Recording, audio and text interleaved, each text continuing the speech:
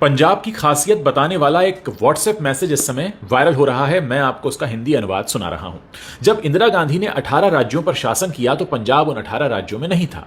अब जब मोदी 19 राज्यों पर शासन कर रहे हैं तो पंजाब उसमें नहीं है। जब अंग्रेजों ने पूरे भारत पर शासन किया तो पंजाब उनके शासन में आने वाला आखिरी राज्य था और उसने तुरंत स्वतंत्रता के लिए संघर्ष करना शुरू कर दिया। अंग्रेजों के खिलाफ स्वतंत्रता संग्राम में पंजाबियों का योगदान 80% से भी ज्यादा है।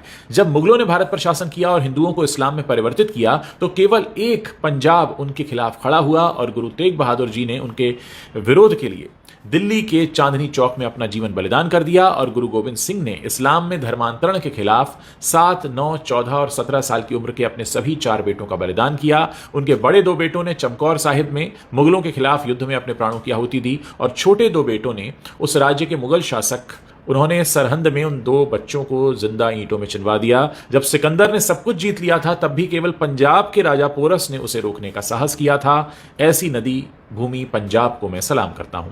आज भारतीय इतिहास के सबसे महान सम्राटों में से एक शेर पंजाब महाराजा रणजीत सिंह जी की पुण्यतिथि है। यह डेट आज की नहीं है लेकिन यह मैसेज में लिखा हुआ तो मैं आपको बता रहा हूं। उसमें लिखा है, एक आंख से अंधे एक हाथ से घायल फिर भी महान सिख साम्राज्य का उन्होंने निर्माण किया।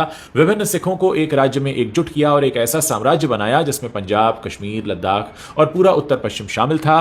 हरि सिंह नलवा, दीवान मोकम चंद, वीर सिंह ढिल्लों और जोरावर सिंह जैसे योग्य लोगों ने इसकी सेवा की। एक आधुनिक सेना भी वहां बनाई गई। यहां तक कि युद्ध की नवीनतम तकनीकों को लाने के लिए उस वक्त यूरोपीय अधिकारियों को भी इसमें भर्ती किया गया।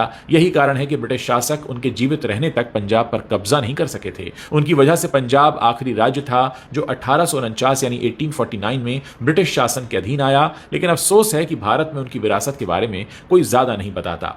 उनकी वजह से पंजाब उस समय सबसे ज्यादा पढ़ा लिखा राज्य था। भले ही उन्होंने यूरोपीय अधिकारियों की भर्ती की लेकिन यह सुनिश्चित किया कि वो सख्त आचार संहिता का पालन करें, वो गौमांस न खाएं, धूम्रपान न करें और शराब भी न पिएं। वास्तव में रणजीत सिंह जी ने अपने साम्राज्य में गौहत्या पर प्रतिबंध लगा दिया था। एक धर्मनिष्ठ सिख जिसने कभी धर्म के आधार पर कोई भेदभाव नहीं किया, उसके दरबार और सेना में हिंदू, सिख और मुसलमान बराबर संख्या में थे। वो एक सच्चा धर्मनिरपेक्ष राजा था। उसका वित्त मंत्री हिंदू ब्राह्मण था, उसका प्रधानमंत्री डोगरा था, उसका विदेश मंत्री एक मुसलमान था। उसने स्वर्ण मंदिर का जीर्णोद्धार भी करवाया, उसे सोने की प्लेटें दी और हिंदुओं और मुसलमानों को भी उनके मंदिरों और तीर्थ स्थलों के जीर्णोद्धार के लिए बराबर मात्रा में सोना दिया।